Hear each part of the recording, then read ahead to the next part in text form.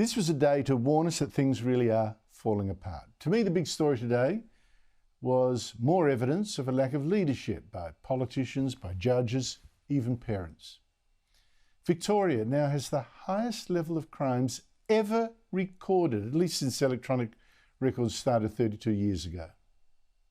We are and have reached levels of crime never experienced in this state, certainly since electronic records were kept or initiated in 1993. We'll see more victims. We'll see more communities being terrorised. We'll see more people being injured potentially. We'll see more people potentially being killed. The bail laws need to be implemented as soon as possible. Worse is that young offenders are driving much of this. They're the next generation who are going to take over the country. And there's also the kind of crimes. In Victoria, every night, every day, on average, 20 homes are broken into, often with the residents inside. There's never been that many.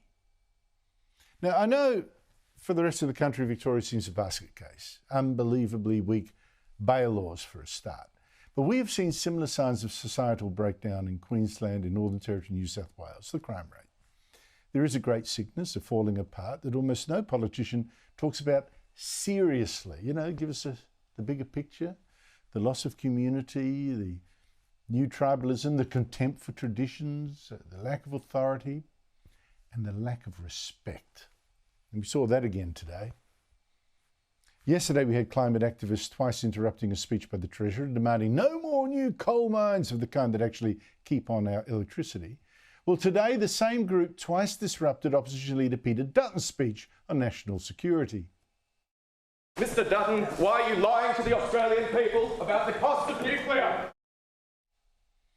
Now, those same protesters then moved on to a press conference of Shadow Treasurer Angus Taylor and stopped that.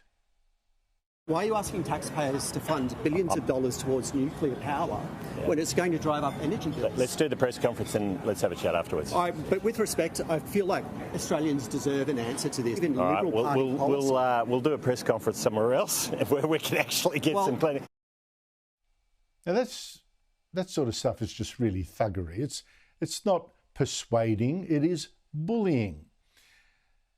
And here too, you see people then really uncivilised and disrespectful of others. One of those is even a law student, hijacking someone else's meeting as if their own opinion should be rammed down people's throats, even though they came to hear someone else.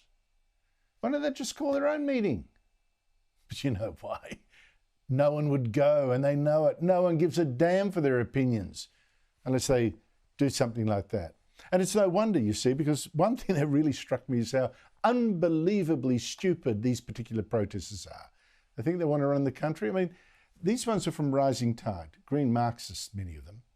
And, you know, yesterday, there they were demanding an end to fossil fuels to save the planet from global warming. And today, they're attacking the Liberal plans for nuclear power instead. How does that make sense? Nuclear power is perfect for fighting global warming. Zero emissions. Seems to me Rising Tide really is more keen on bullying than thinking, and if anything, it's just, you know, against our democracy, our industrial economy, against people more successful than they. I mean, fill it in yourself. But Rising Tide is here another example of this collapse of authority, the failure of politicians and judges to set the rules. In this case, the rules to settle debates with reason, not force. That's what makes us civilised. It's the essence of democracy.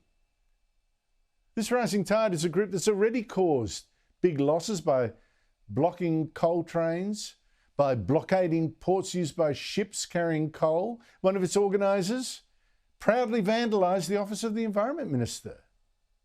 And that vandal, by the way, is the very same guy who showed you disrupting Angus Taylor's press conference today. Why haven't they been punished so hard that they don't do this? Why aren't they ashamed of being bullies in the first place?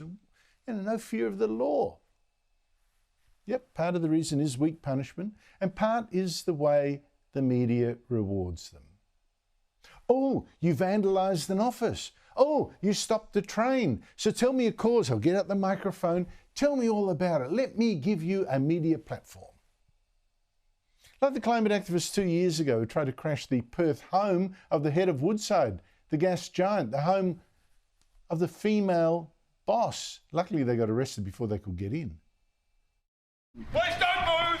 Please don't move! Do not move! Do not move! Yet even after that outrage, the ABC, the national broadcaster, still screened a whole hero program about them and that raid and their cause. Our strategy is to escalate or use innovative tactics. So what's going to happen to today's protesters?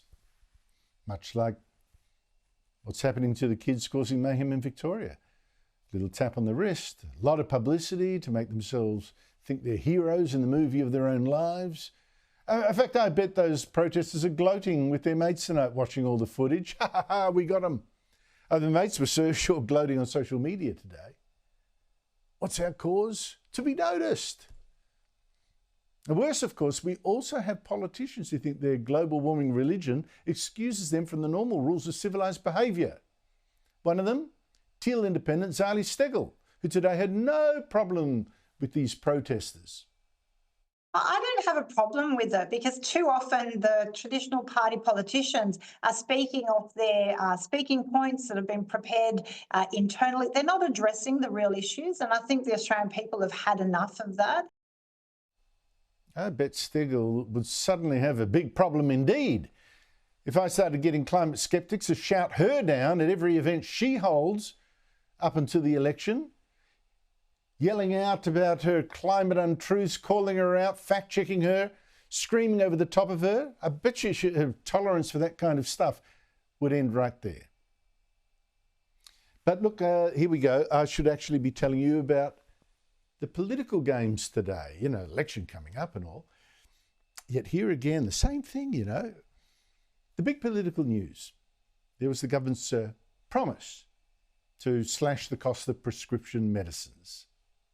For every single Australian with a Medicare card who isn't on a concession card, the maximum amount they'll pay for a PBS prescription is just $25. Well, that's fine, and the Coalition immediately said it would do the same, but this bit really annoyed me. This measure will save Australians over $200 million a year. That's more of the fraud and dishonesty. I mean, we haven't saved that money at all. That money is what taxpayers are actually paying in subsidies for the medicines of others. It might save some people a lot of money, but it's going to cost most of it a lot more. I mean, seriously. In fact, we are now going to have to pay all up another $10 billion for the health promises alone of Labor. And the same for the Coalition. Yet no one knows how on earth they're going to pay for it. No one. And remember, all this is when the Australians are actually getting poorer. You know, inflation, taxes, low growth, soaring house prices, soaring food prices, the whole lot. Hooray, at least for cheaper medicines. But they're only cheaper because we're paying the subsidies for them out of our own pockets. Where's that money supposed to come from? We're going to have to pay. You know, and again, that same boondoggle. They take your money, they give some back, they take your money, they give some back, they take your money, give some back, and they say, can you say thankful to us? Can you vote for us? I wonder faith in this government, faith in all parties, is in the toilet now. And that contributes to this loss of authority we're seeing. And I'll end with one more example. The pathetic policies that make voters really hate politicians, all of them.